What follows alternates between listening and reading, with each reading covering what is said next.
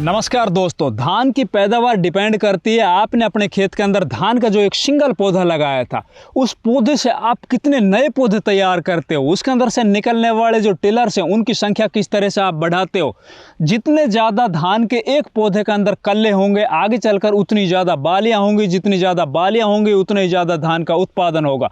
और ये सभी डिपेंड करता है धान फसल में पहले डोज के ऊपर। धान फसल के जो पहला खाद होता है वो आप किस टाइम के ऊपर दे रहे हो, किन किन खादों को मिलाकर दे रहे हो, कितनी मात्रा में दे रहे हो और किस तरह से दे रहे हो। तो दोस्तों आज इस वीडियो के अंदर अपन बात करेंगे धान की बुआई करने के बाद जब हम पहला खाद देते हैं वो पहला खाद हम किस टाइम पर दें, किन किन खादों को मिलाकर दें, किस विधि से दें, कितनी मात्रा में दें और किस तरीके से दें। अगर आप इस वीडियो को पूरा देखते हो तो निश्चित तौर पर अब की बार आपका धान का जो उत्पादन है वो पिछले गए सालों से कहीं ज़्यादा निकलेगा। मेरी ये गारंटी है आप लोगों को। धान फसल के ऊपर हमारा तीसरा वीडियो है। पहले वीडियो में हमने बताए थे धान की टॉप वैरायटी, दूसरी वीडियो में हमने बताए थे धान की बुआई करते वक्त बेसल डोज में किन किन खाद उर्वरकों का हमें प्रयोग करना चाहिए।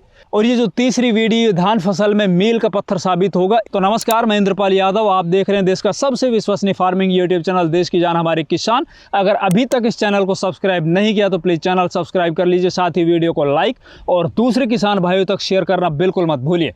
तो दोस्तों मैंने पिछली वीडियो में आप लोगों से बताया था कि धान की बुआई करते वक्त हमें बेसल डोज के अंदर कौन कौन से खाद उर्वरक प्रयोग में लाने। अगर आपने वही बताया अनुसार डीएपी, पोटास वगैरह शुरुआत में दे दिए, बहुत अच्छी बात। अगर वो आप नहीं दे पाए किसी भी कारणवश, या हो सकता है आपको उस टाइम के ऊपर वो खादें ना मिली हो या फिर आपके पास टाइम ना बचा हो, तो कोई बात नहीं है। इनका 100% रिजल्ट मैं अभी भी आप लोगों को दिला सकता हूँ। उससे पहले आपको ये ध्यान रखना है कि आपकी धान फसल जब आपने बुआई की थी उस टाइम के ऊपर आपने अगर अपने खेत के अंदर प्री इमरजेंट हर्बिसाइड जो खरपतवार नाशी है वो प्रयोग किए, बहुत अच्छी बात है। आपके धान खेत के अंदर बिल्कुल भी कोई भी खरपतवार होंगे ही नहीं। अगर आप उस टाइम के ऊपर प्री इमरजेंट खरपतवार नाशी का प्रयोग नहीं कर पाए तो भी कोई बात नहीं, उसके बाद भी पोस्ट इमरजेंट हर्बिसाइड बहुत आते हैं बाजार के अंदर, आप उनका प्रयोग कर लीजिए। कुल मिला के बात यह है कि धान फसल के अंदर खरपतवार बिल्कुल नहीं होना चाहिए।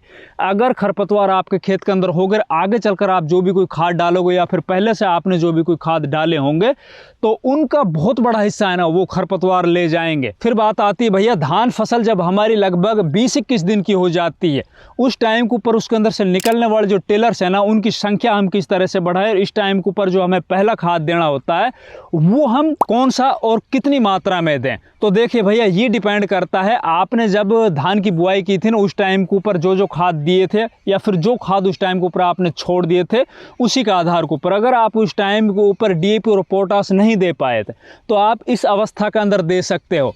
मेरा मानना है आप 20-21 दिन के अंदर जब हमें पहली डोज देनी उससे पहले आप लगभग 5 से 6 दिन पहले डीएपी खाद जरूर अपने खेत के अंदर यूज कर लीजिए। क्योंकि डीएपी अगर आप पहली डोज के साथ यूरिया और जिंक सल्फेट वगैरह अपन जो आगे डालेंगे उनके साथ आप नहीं दे सकते हो। तो कोई भी फॉस्फोरिक खाद चाहे वो डीएपी हो या सिंगल सुपर फास्फेट हो या टीएसपी हो वो आपको 20-21 दिन से पहले अपने खेत में डालना है। वो चाहे 15 दिन की आपकी फसल हो, वो 10 दिन की फसल हो आपकी, या 18 दिन 17 दिन की फसल हो। कुल मिला के जो हमें पहली डोज डालनी है, पहला जो हमें संतुलित खाद बनाना है वो डोज बनानी है, उससे पहले आपको ये जो डीएपी है या कोई भी फॉस्फोरिक खाद है वो अपने खेत के अंदर डाल देना है। हाँ, अगर आपके खेतों के अंदर उस टाइम जब आपने धान की बुआई की थी उस टाइम पर आप पोटास नहीं दे पाए थे तो पोटास आप इस पहले खाद के अंदर पहली डोज के अंदर दे सकते हो। और ये खादें आप अगर पहले दे चुके हो बुआई के टाइम के ऊपर तो कोई दिक्कत नहीं है भैया। तो फिर तो आपको पहली डोज बनानी होगी लगभग आपकी जब फसल 20-21 दिन की हो जाती उस अवस्था के ऊपर। तो उस पहले डोज के अंदर हमें कौन कौन से खाद लेने हैं वो बात आती है। तो इस पहले डोज के अंदर सबसे इंपॉर्टेंट खाद है या फिर धान फसल के अंदर सबसे ज्यादा जिस खाद की आवश्यकता पड़ती है वो है यूरिया, नाइट्रोजन। अब यूरिया हमें कितना लेना है तो भैया अगर आप 10 दिन की अवस्था के ऊपर यूरिया दे चुके हो 20-30 किलो जो मैंने पिछले वीडियो के अंदर बताया था तो बहुत अच्छी बात। अगर उस टाइम के ऊपर आप नहीं दे पाए हो तो पूरा एक बैग यूरिया का 45 किलो का जो एक बैग आता है वो यूरिया का ले लेना है। अब इस यूरिया के अंदर आपको क्या मिलाना है, सबसे पहले मिलाना है इसके अंदर आपको लगभग 10 किलो 21% वाले जिंक सल्फेट। जी हाँ, जिंक सल्फेट की इंपॉर्टेंस इस टाइम के ऊपर धान फसल के अंदर सबसे ज्यादा बढ़ने वाली है। आप देखते होंगे जैसे हमारी धान की फसल 25-30 दिन की होती है उस टाइम के ऊपर उसके अंदर पीलापन आ जाता है या फिर पत्तियों के ऊपर जंग टाइप का कुछ दिखाई देता है।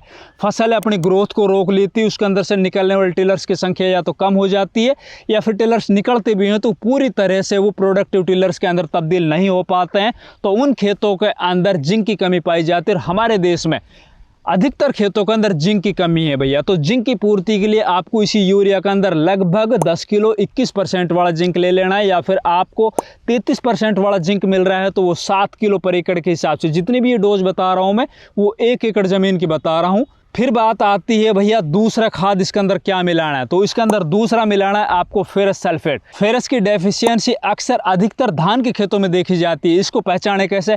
देखिए, पीलापन दो तरह का होता है। एक तो पीलापन होता है, पत्तियां है ना वो पीली पड़ जाती है, उसके ऊपर जंग सा लग जाता है। दूसरा पीलापन आता है, पत्तियां है ना वो ऊपर से सफ़ेद हो जाती है, नीचे से थोड़ी थोड़ी पीली और ऊपर से सफ़ेद सफ़ेद सी। तो उस अवस्था के अंदर आप सोच लीजिए आपके धान के खेत के अंदर फेरस यानी आयरन की कमी है, लोहे की कमी है। इसकी पूर्ति के लिए आपको इन्हीं खादों के अंदर, जो आप ये यूरिया डाल रहे हो, जिंक डाल रहे हो, इन्हीं के अंदर आपको 10 किलो पर एकड़ के हिसाब से 19% वाला फेरस सल्फेट भी मिला लेना है। और हो सके तो इन्हीं के अंदर आप मैग्नीशियम सल्फेट लगभग 5 किलो पर एकड़ का भी मिला लीजिए। ये थोड़े थोड़े खर्च वाले थोड़े थोड़े खाद हैं, डलेंगे एक बार शुरुआत में जब आप पहली डोज डाल रहे हो 20-21 दिन की अवस्था के ऊपर, लेकिन ये काम करेंगे जब तक आपकी फसल पक ना जाए तब तक।